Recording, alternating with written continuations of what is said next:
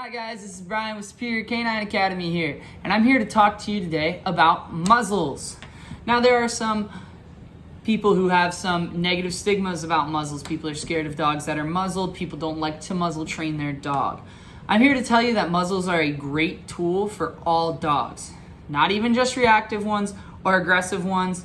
All dogs have situations that they could be put in where a muzzle may be helpful. So yes, muzzles help reactive dogs and help owners have confidence that their dog's not going to do anything that is unpleasant out in public and do something that we don't want to happen, but is also very helpful for regular dogs who, may have a hard time with the vet handling their feet or touching them in certain areas to get to an injury and things like that, or even at a groomer where they're trying to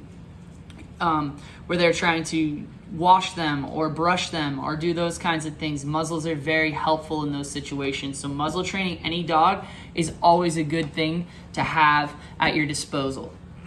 First thing we're going to go over is we're going to go over the type of muzzles that we would recommend and everything. So the type of muzzle that I would recommend is a basket muzzle. Now, basket muzzles actually take away the dog's full ability to bite. Those little muzzles that you see that wrap around their mouth that are like a piece of fabric, you've seen them with leather and things, and they're basically just a circle that you stick over the dog's nose like this. And those things don't do the full jobs because number one, I've seen plenty of dogs that can still bite through them. They can still get their mouths open a little bit, and especially if you're working with an aggressive dog, our goal is to get that dog as far away from that last bite as possible. So even getting a little nip may be considered a win for that dog and that release that he gets from biting and things like that. Also, those muzzles are very easy for dogs to get off, and they can usually get leverage on them and pull them off. So we want a very secure muzzle, a nice tight fitted muzzle that covers the entire mouth, just like this one. Now this muzzle is a Bakersville muzzle. I like Bakersville muzzles. A lot of people like Bakersville muzzles. They're very versatile, very adaptable muzzles, and they come in plenty of sizes. Now you can do your own research. I'm not stuck to just Bakersville muzzles. Any kind of muzzle that you think fits your dog better and does great with your dog and keeps your dog from acting out of line and things like that, that's perfectly fine. Bakersvilles are usually just the most versatile and the one you see the most. Now, Bakersvilles come in a variety of sizes. They come through 1 through 6, and they can fit anything from a Chihuahua up to a Rottweiler, Great Dane, and those things. And fitting is very important. Bakersville is nice because it comes with a nice sizing chart for you and everything, and you want to make sure that it's nice and secure. The dog can't get it off if they try to and things like that, so you want it to be pretty tight, but you also want to get the right size in here too for where their mouth goes, because they should be able to open their mouth, they should be able to pant, and they should be able to accept treats. There's a nice little area through here that they can accept treats and drink water. So we want to make sure that this muzzle is nice and snug against the face, and we want to make sure that they can also open their mouth inside the muzzle and still regulate their temperature properly, receive water, and receive treats to be able to help with training and stuff like that. The nice thing about the Bakersville muzzle is it is this nice durable plastic material. So it's a very durable muzzle, but at the same time, it's very adaptable at the same time as well.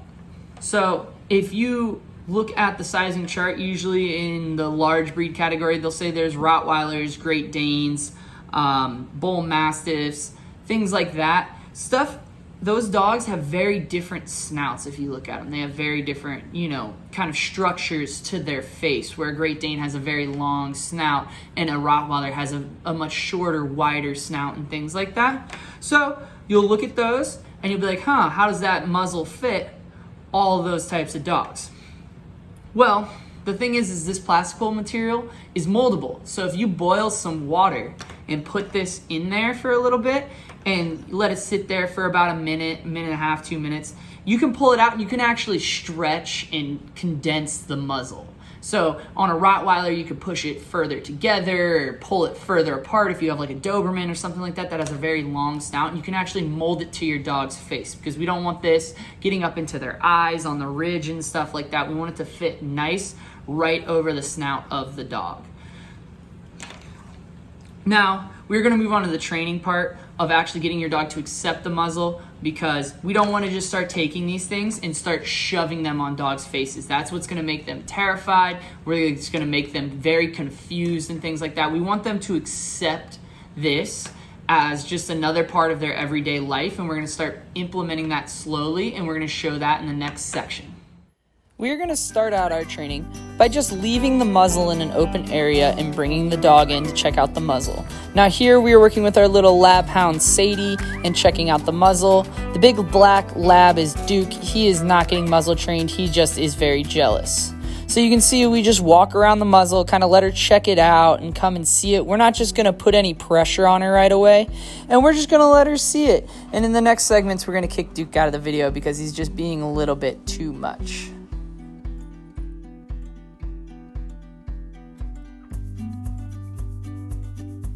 For the next part of the training, you're going to want to pull out some treats for the dog. So if your dog's not heavily treat motivated by regular treats, you can pull out some high value treats like pieces of hot dog or even some pieces of boiled chicken and things like that get the dog interested in it and create that positive stimulation around the muzzle. And you can see you can even work up to the point like here where we are placing treats inside of the muzzle and getting them willing enough to put their own snout inside of the muzzle without us having to shove it on their face.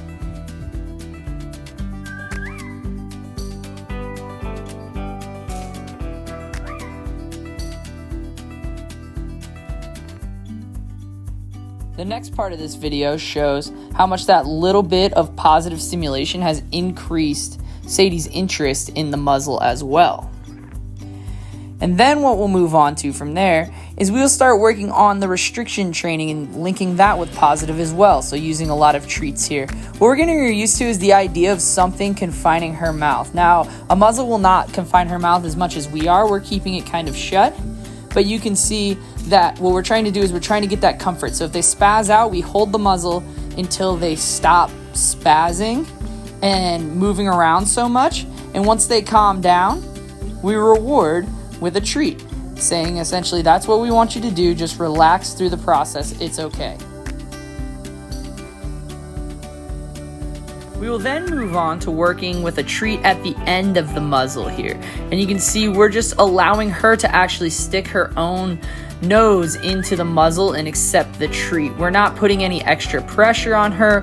This is all her own will to put her nose in that muzzle and be okay with it. And you can see she has a lot less resentment towards it and is actually okay with sticking her own nose in the muzzle.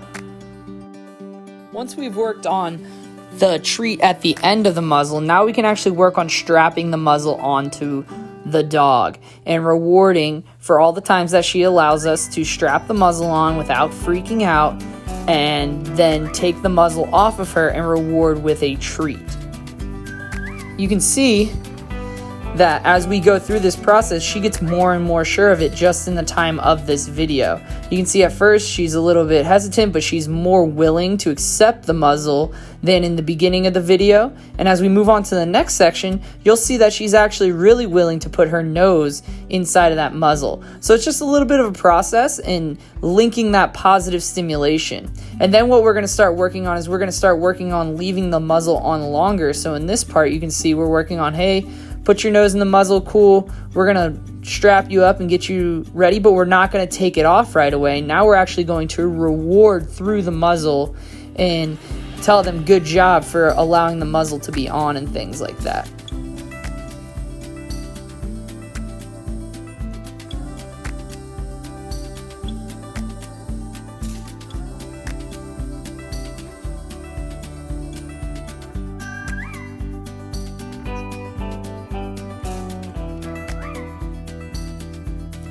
Now you can see Sadie's progressing through this training really well. She's allowing us to hook her up and even leave the muzzle on for a little bit longer periods of time. But this will need to be reinforced over and over again. This is not something that will be taught in one session. And you will also need to start taking your dog out in public with muzzles on and get them used to the idea of, hey, we go to fun places with muzzles and we get to go on adventures, and that positive stimulation will let them know that it's just part of the life of being a dog and it's not that big of a deal.